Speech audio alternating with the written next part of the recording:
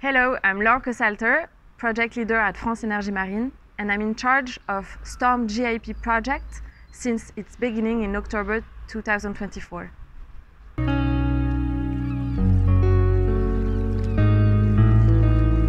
Offshore wind farms are subjected to harsh environmental conditions that affect their failure rate and their availability. OEM operation also increase in complexity since accessibility and operability strongly depends on weather conditions. To calculate more precisely the OEM contribution to the total farm cost and its power production, there is a need to integrate accessibility to reliability calculation and to consider the overall maintenance strategy into maintainability evaluation.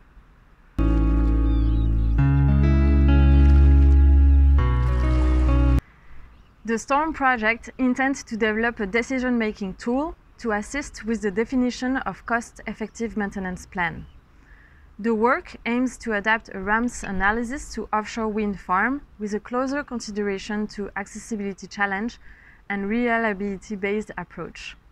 This relies on specific database, numerical simulation, and details maintenance strategy in terms of critical component redundancy, monitoring rate and frequency, spare part management, and vessel fleet management.